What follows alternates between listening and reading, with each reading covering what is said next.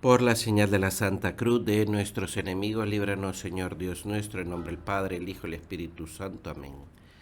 Señor mío, Dios mío, creo firmemente que estás aquí, que me ves, que me oyes. Te adoro con profunda reverencia. Te pido perdón de mis pecados y gracia para hacer con fruto este rato de oración.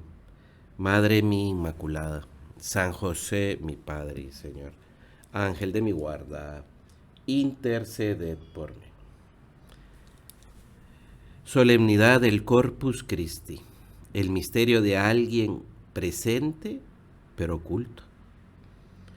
Después de este domingo de la Santísima Trinidad, se celebra ahora la presencia real de Jesucristo en la comunión, en la Eucaristía. El misterio de alguien presente pero oculto, pero oculto. Por eso, pues te animo a que comencemos este rato de oración pidiéndoselo al Espíritu Santo, diciéndole: Espíritu Santo, auméntame la fe en la Eucaristía. Y que esa fe me lleve al amor en la Eucaristía. Podemos hablar de acerca del Corpus Christi, de la historia de esta fiesta, de cómo se originó, o de los milagros eucarísticos, milagros que hay más de 100 milagros eucarísticos que han sido investigados, hostias que sangran, carne que es carne humana en esas hostias, y en concreto que es del corazón. Pero nos vamos a detener en este rato de oración para hacer nuestra oración con los textos de la Sagrada Escritura, en concreto con un texto, para que veamos la larga tradición de que ha habido a lo largo de los siglos, y especialmente en los primeros cristianos, de que Jesús está realmente presente en la Eucaristía. Para eso podemos comenzar por hacer una aclaración, ¿no? El Nuevo Testamento se fue escribiendo poco a poco. Los evangelios, las cartas de San Pablo, las cartas pues de Pedro, de Juan, el Apocalipsis, se fueron escribiendo poco a poco, porque lo primero que hicieron los apóstoles y aquellos primeros cristianos parece una simpleza, pero era amar, amar y dar el buen anuncio a los demás. Lo primero que se propusieron los cristianos fue ser santos y hacer apostolado. Por eso, poco a poco, varios años después, es cuando se empieza a escribir. Varios años después de esa ascensión de Jesús a los cielos, se empieza a escribir y a poner por escrito las cosas. ¿Cuál es la narración más antigua de la institución de la Eucaristía aquel Jueves Santo? No es el Evangelio, es una carta de San Pablo. Es la primera carta que les escribe a los de Corinto. San Pablo es el primero que escribe acerca de lo que hizo Jesús en aquella noche. Por eso es bueno saber esto, ¿no? San Pablo llegó a aquella ciudad de Corinto, que era un puerto, donde varias personas se convirtieron al escuchar la predicación de San Pablo. Y fue todo tipo de gente, ricos, pobres, ancianos, adultos, jóvenes, niños. Lo que sí se sabe, lo que dicen los estudiosos, es que aparentemente de la gran mayoría de los que se convirtieron por la predicación de San Pablo fueron mujeres. ¿Y cuándo ocurrió eso que llegó San Pablo a Corinto? Fue en el año aproximadamente, ¿no? En el año 51. y la primera de 2 cartas que les escribe San Pablo, porque San Pablo no se queda en Corinto, va de un lugar a otro predicando el Evangelio. La primera de las 2 cartas que les escribe San Pablo, la primera, fue redactada alrededor del año 53 o 55. Sí, en líneas generales, sin meternos en muchas discusiones teóricas que hay al respecto, académicas, Jesús murió alrededor del año 33 o en el año 35. 20 años después es cuando San Pablo escribe esta carta. Y esta carta que San Pablo les escribe está en un contexto de una llamada de atención que les hace San Pablo por los abusos en contra de la caridad que los cristianos de Corinto hacían respecto a los más pobres e indigentes. ¿Qué era lo que sucedía? Fíjate, estamos hablando 20 años después de que Jesús haya ascendido a los cielos. Los cristianos celebraban la Eucaristía y luego de celebrar la Eucaristía se quedaban comiendo para compartir con los demás cristianos, para conocerse, para quererse. Era una como costumbre que se les había metido a los cristianos, ¿no? Y entonces a estos banquetes fraternos, que le llamaban ellos, que eran después de la Eucaristía, tenían la finalidad de recordar y algunos aspectos de que habían ocurrido con Jesús. O bien eran banquetes fraternos, pues para poder conocer a los demás e intentar ayudarles en sus necesidades. Pero en Corinto se había metido una mala costumbre. Celebraban la Eucaristía, después venía esa especie de comida entre todos, pero cada uno llevaba lo suyo. Entonces los ricos comían mucho y los pobres no tenían nada que comer. Nada que comer. Y entonces San Pablo les escribe una carta hablando de muchos temas y uno de los temas que les va a decir es esto, de que eso no estaba bien. La Eucaristía, la misa, como le decimos nosotros, la fracción del pan, como le decían los primeros cristianos, o la cena del Señor, estaba siendo rodeada de una mala costumbre.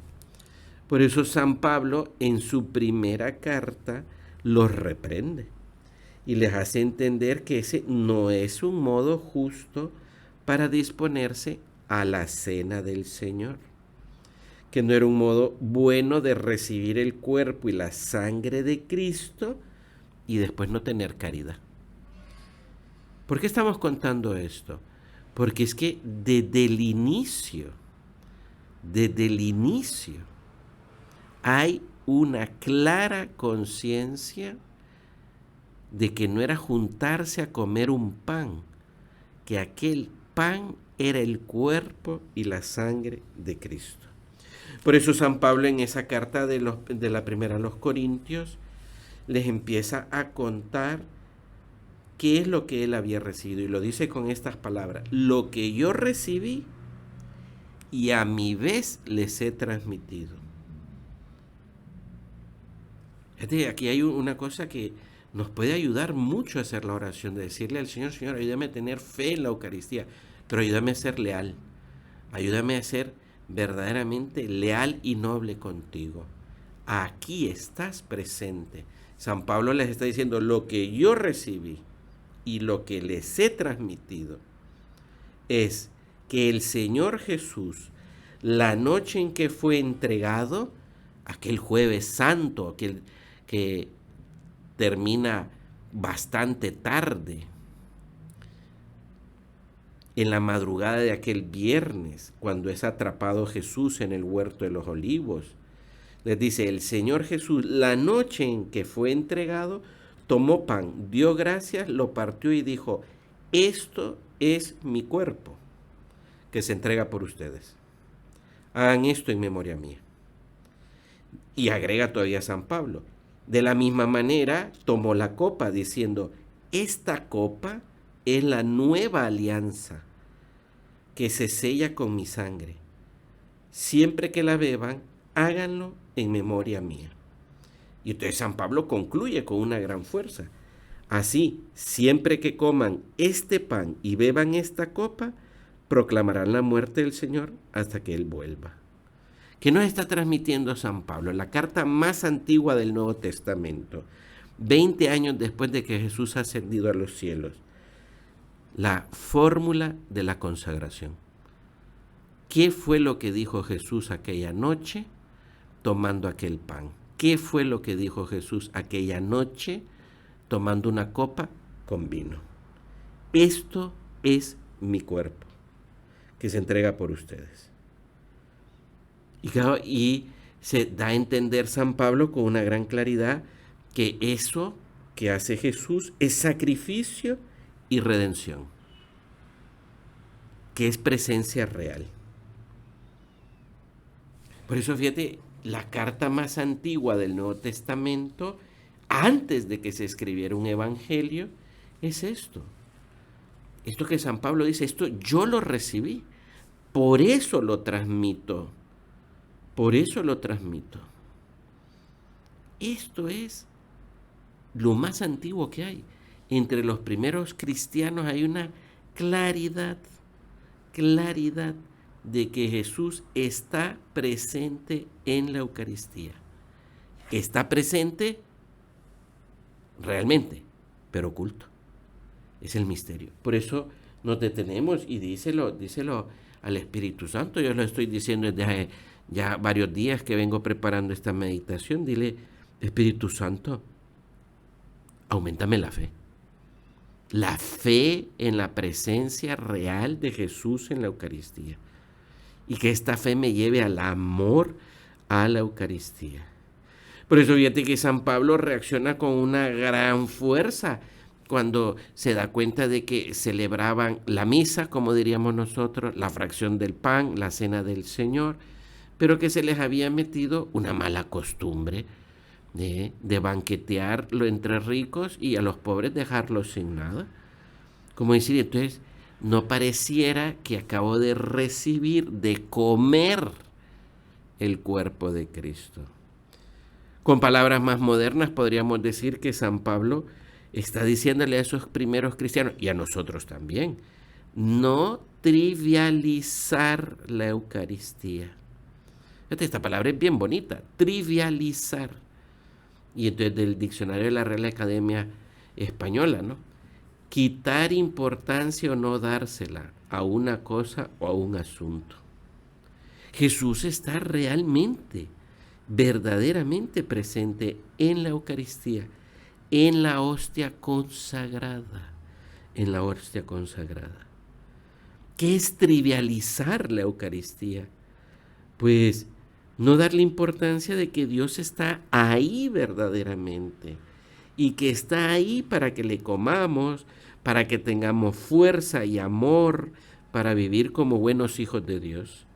Está Jesús en la Eucaristía con todo su cuerpo, sangre, alma y divinidad para fortalecernos en la virtud y en el amor, para limpiarnos y para volar alto,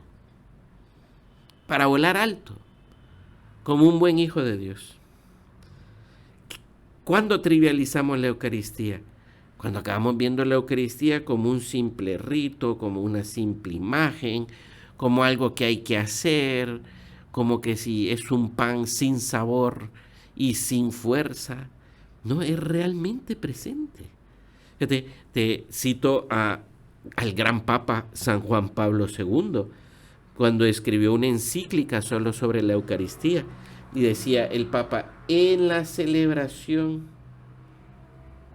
eucarística, el sacrificio redentor de Cristo se hace presente y se perpetúa en cada comunidad que lo ofrece por manos del sacerdote. El sacrificio de Cristo y el sacrificio de la Eucaristía, afirmaba el Papa con una gran fuerza, es un único sacrificio, el único y definitivo sacrificio redentor. Por eso Cristo está presente en la Eucaristía. Y esto los cristianos lo tenían claro. Y si no lo tenían claro, para eso tenían a San Pablo, que viene con esta carta rompedora a sacudirlos un poco. No es una presencia simbólica. Jesús no dijo, ¿cómo que si yo estuviera aquí? No, dice, este es mi cuerpo. No trivialicemos nunca la Eucaristía. No trivializar la Eucaristía. Darle la importancia. Por eso le podemos decir al Espíritu Santo, auméntame la fe. Auméntame la fe de que está Jesucristo verdaderamente presente en la Eucaristía. Y eso me lleve al amor, a un amor encendido. Fíjate, me parecía a mí que para hacer nuestra oración, claro, podríamos seguir viendo algunas cosas de los primeros cristianos y después sacar una conclusión. En el año 70, fíjate, año 70, ya entre las comunidades de los primeros cristianos en distintas ciudades y pueblos, se populariza lo que diríamos nosotros hoy un libro, que se llamaba la Didaqué, la enseñanza de los 12 apóstoles. Recordemos que Judas se suicidó y Matías lo sustituyó. Y entonces en ese libro de la Didaqué, que muchos cristianos leían, y si no sabían leer, se los leían, les leían algunos pasajes dentro del marco de la misa o de la fracción del pan. En ese libro de la Didaqué del año 70, fíjate lo que dice. Dice, en cuanto a la Eucaristía, nadie debe comer ni beber la Eucaristía si no está bautizado. Uno dice, ¿y esto qué es? No sé si nos damos cuenta, ¿no? O sea, los que siguieron a Jesús eran pescadores. Pedro, Juan, un cobrador de impuestos, Mateo. Y estos empezaron a predicar, muchos se convierten por la acción del Espíritu Santo y aparece este libro que dice con una gran claridad, la Eucaristía no la puede comer ni beber el que no esté bautizado. Hay una conciencia clara entre los primeros cristianos que la Eucaristía es para el bautizado. Que los que son hijos de Dios, porque es lo que hace el bautismo en nosotros, necesitamos de la Eucaristía. Es el pan de los hijos que nos fortalece en la virtud y en el amor, porque Jesús está realmente presente. Nosotros le decimos al Espíritu Santo, auméntame la fe, no trivializar la Eucaristía. Sigo, fíjate, no vamos a hacer un gran recorrido, pero me parece a mí esto muy bonito. Al menos lo hemos preparado así para que uno vea la fe de aquellos primeros cristianos, ¿no? Ignacio de Antioquía. Este es un hombre que es ordenado sacerdote y después obispo. Este conoció a San Pablo, probablemente, tirando unos números, cuando él tenía unos 25 años. Ignacio, o sea, conoció a un Pablo ya maduro, viejito, y entonces este es obispo de una ciudad de Antioquía. Y como era cristiano y se desata una persecución, lo condenan y le hacen todavía la picardía de condenarlo, pero enviarlo a Roma a que se lo comieran los leones o las fieras. Por eso se representa así con unos leones que lo están mordiendo, ¿no? Pues cuando iba camino a Roma, lo que de Ignacio de Antioquía nos ha sobrevivido son unas cartas que él les va escribiendo a distintos pueblitos o ciudades donde habían cristianos. En una de esas cartas, que es a unos cristianos de una ciudad que se llamaba Esmirna, les dice lo siguiente. Fíjate, este hombre muere en el año 108. Ya vimos a San Pablo, años 51, 53. la Didaqué, año 70, año 108. Dice, se apartan de la Eucaristía y la oración aquellos que no creen que la Eucaristía es la carne de nuestro Salvador Jesucristo, que sufrió por nuestros pecados y que en su bondad el Padre ha resucitado. Fíjate qué claridad. Dice, ¿quiénes son los que se apartan de la fe? Aquellos que empiezan a no creer que está verdaderamente presente Jesús en la Eucaristía. Todavía escribe una carta antes de llegar a Roma para los cristianos de Roma y entonces dice, no me complace, les decía Ignacio, la comida corruptible, ni disfruto los placeres de esta vida, solo deseo el pan de Dios, que es la carne de Jesucristo, y la bebida de su sangre, que es amor incorruptible. Fíjate, son palabras un poco difíciles, pero uno decir, este hombre sabía que iba a Roma a morir. Y en lo que está pensando es en la Eucaristía. Porque ahí está real y verdaderamente Jesucristo. Real y verdaderamente Jesucristo. Quiero dejar dos más, dos santos más. Y cada uno de estos era impresionante, ¿no? San Justino. Fíjate, este muere en el año 168. Este no es sacerdote, es un filósofo de profesión que conoció el cristianismo, Justino, y entonces abrazó la fe. Le escribió a 3 emperadores para explicarles lo que era el cristianismo y para que no lo persiguieran el cristianismo. Sus argumentos filosóficos, racionales, eran tan buenos que no podían pues desmentirlo. Entonces lo que los paganos decidieron era matarlo, porque no sabían cómo argumentar contra él, contra Justino.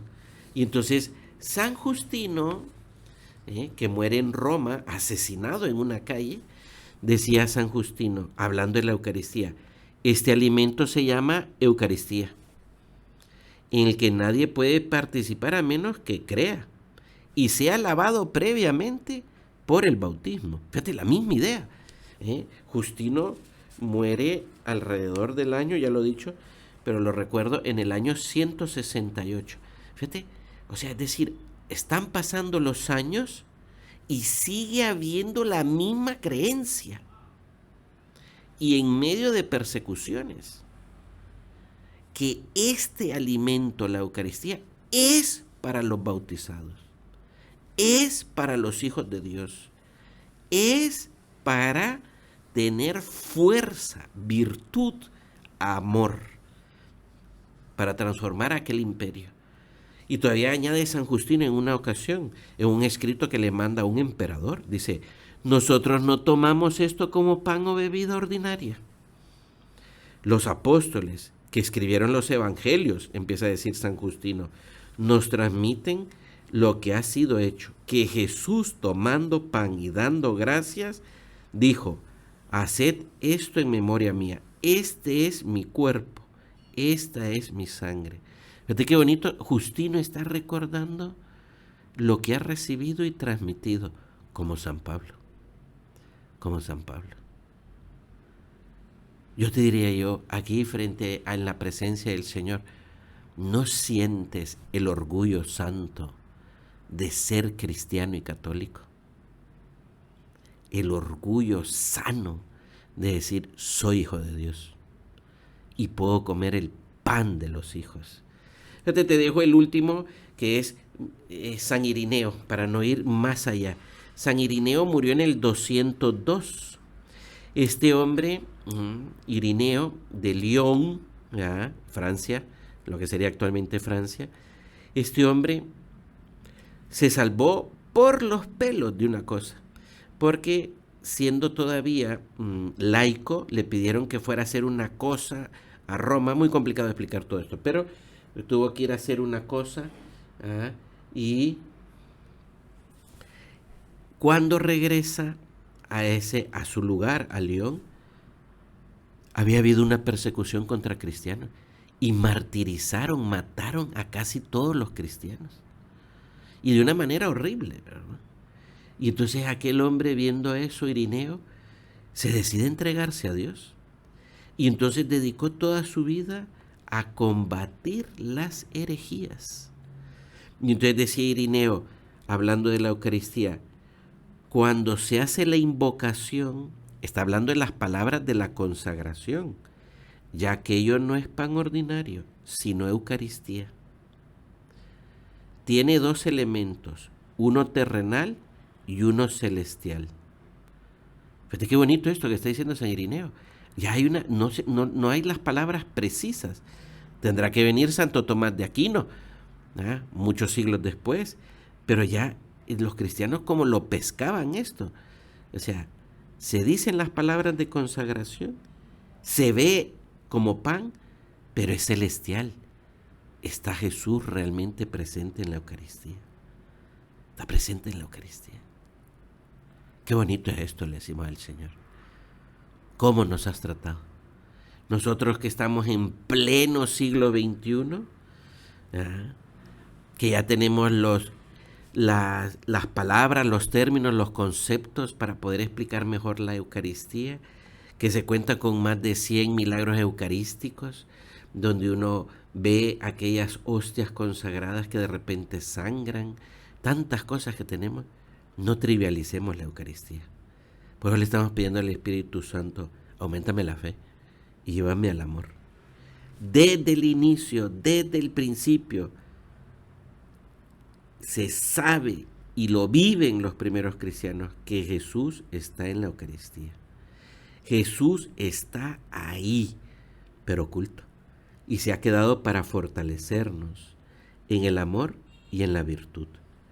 Quiero crecer como hijo de Dios, tengo que aprender a buscar la Eucaristía, asistir a misa, aprender a comulgar, no trivializar, decir, bueno, hoy sí vine a misa domingo, pero no me he confesado, porque me dio pereza.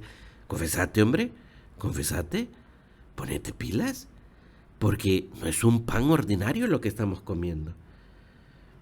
Quiero yo de verdad, esta fiesta tan grande que se celebra este domingo y después la siguiente semana se llama la octava del Corpus y hay bendiciones solemnes todos los días y uno puede llegar y hacer visitas al Santísimo, acudir a la bendición solemne, participar en una procesión del Corpus Christi. No trivialicemos la Eucaristía. No, es que tengo que estudiar, tengo que hacer tareas, es que tengo mucho que hacer y yo por eso no. No, hombre, vayan a decir, esto es lo más grande. Ver esos primeros cristianos que se han dejado la vida, defendiendo lo que han recibido y lo que están transmitiendo. Por eso le decimos, auméntame la fe. Fíjate, quiero terminar en estos últimos, vamos a alargar un poquito esto, pero creo yo que vale la pena. O sea, es decir, como el Papa Francisco también le ha dedicado pues unas catequesis al tema de la Eucaristía. Entonces el Papa decía, a través de la Eucaristía, Cristo quiere entrar en nuestra existencia e impregnarla con su gracia. Entonces, y decía el Papa, este es el efecto espiritual de la Eucaristía. Nos une con Cristo, que se ofrece a sí mismo en el pan y en el vino para la salvación de todos. Jesús está presente en el sacramento de la Eucaristía para ser alimento, para ser asimilado, para darnos una fuerza que nos devuelva la energía, para retomar el camino después de una caída. Pero decía el Papa, pero esto requiere nuestra voluntad de dejarnos transformar, de transformar nuestra forma de pensar y de actuar. Si no, se quedaría la Eucaristía, la misa, fíjate cómo dice el Papa, en un rito vacío. Muchas veces un acto social, pero vacío. Por eso le decimos nosotros al Señor, Señor, yo quiero de verdad comulgarte. Puedo ser un miserable, puedo tener muchos defectos, pues me confieso, pero no me pierdo la Eucaristía. La comunión, la comunión. Elegir lo mejor, elegir lo mejor. El Papa Francisco todavía decía, hay un segundo efecto en la Eucaristía y es un efecto comunitario. Y es San Pablo, fíjate, otra vez San Pablo, que ya lo decía desde un inicio, dice, porque aun siendo muchos, un solo pan y un solo cuerpo somos. Cuando comulgamos, la Eucaristía nos hace un solo cuerpo, nos hace familia. Fíjate cómo lo dice el Papa, una familia alimentada por el cuerpo y la sangre de Cristo. La comunión es un signo de unidad, de comunión, de compartir. No se puede comulgar sin comprometerse en la fraternidad. Palabras del Papa. Nos da el Señor la fuerza para vencer la tentación de la rivalidad, de la envidia, de los prejuicios, de la división. Por eso nos ha dejado el sacramento de su presencia real, concreta y permanente. Es este el doble fruto de la Eucaristía. El primero me une con Cristo y el segundo me hace que yo cree familia a mi alrededor. Increíble, le decimos al Señor, por eso te has quedado en la Eucaristía, para que yo comulgando haga familia, la familia de los hijos de Dios, haga familia. Haga la iglesia. Por eso es que uno entiende que a veces en las familias, a veces es la mamá, la pobre mamá, que siempre está como pendiente de decir, y vas a comulgar, ya te confesaste, y no es que, porque las mamás como que captan esto, que si este hijo mío se confiesa y comulga, esta familia va a estar mejor. Pero para eso se ha quedado el Señor. A veces le decimos a Jesús, Jesús, a veces yo me encuentro como sin fuerzas para ser apostolado, a veces cedo a la tentación de ser como los demás, aparentar con los demás, meterme en lo políticamente correcto, no transformar el mundo, no ser sal y luz, porque me falta comulgar. Auméntame la fe, auméntame la fe, auméntame la fe. Quiero terminar con una cosa que decía el Papa, dice, hay indicadores muy concretos para comprender cómo vivimos la Eucaristía. Indicador que nos dice si vivimos bien la Eucaristía o no la vivimos tan bien. Entonces decía el Papa, uno de ellos es si se transforma nuestro modo de mirar y considerar a los demás. Cristo ha dado toda su vida, se entrega todo por amor. Por eso cuando yo comulgo, yo empiezo a ver en los demás como los ve Cristo, como mi familia. Me lleva, decía el Papa, al momento de comulgar, ver a los demás como míos, como de mi familia, como hermanos y hermanas. Así se decían los primeros cristianos, ¿no? Hermanos, hermanas, ¿no? Me hace crecer, decía el Papa, en la capacidad de entregarme, de alegrarme con los demás, de sufrir con los demás. Me lleva a reconocer en ellos el rostro de Cristo. Claro, entonces uno decir, ¿cómo sé yo si yo estoy viviendo bien la misa, la comunión? Si cada vez soy más fraternal, más caritativo, más apostólico, porque veo en los demás mi familia, la familia de los hijos de Dios. Y que con los demás puedo yo ser una mano amiga, un hermano, alguien cercano. Por eso decía el Papa, ¿qué pasa si yo voy a la misa y en vez soy indiferente y estoy murmurando? ¿Has visto cómo está vestida aquella? ¿O cómo viene vestido este? O mira que este no hizo esto, mira quién anda por aquí, ese sinvergüenza, tal. O después acabo siendo como muy metido en lo mío. Estoy viviendo mal la misa. Estoy viviendo mal la misa y la comunión. Hemos de terminar, nos hemos pasado unos minutos, pero nos puede servir, ¿verdad? Pues es que acudamos a la Virgen, ¿no? Y que esto nos lleve a decir, somos una familia con tradición de santos, ¿eh? de santos, que han sabido que ahí está realmente presente Jesús. Y que por eso los cristianos, sobre todo San Pablo, nos animaba a que no trivialicemos la Eucaristía. No trivialicemos la Eucaristía. Por eso digámosle a la Virgen, Madre mía, que yo me asombre en esta solemnidad y en los siguientes días se me note que creo, busco y espero a tu Hijo oculto en ese trozo de pan, en esas hostias santas. Ruega por nosotros, Madre mía, para que seamos muy nobles y leales, para que también lo que hemos recibido lo transmitamos. Te doy gracias, Dios mío, por los buenos propósitos, afectos e inspiraciones que me has comunicado en esta meditación. Te pido ayuda para ponerlos por obra. Madre mía Inmaculada, San José, mi Padre y Señor, Ángel de mi guarda, interceded por mí.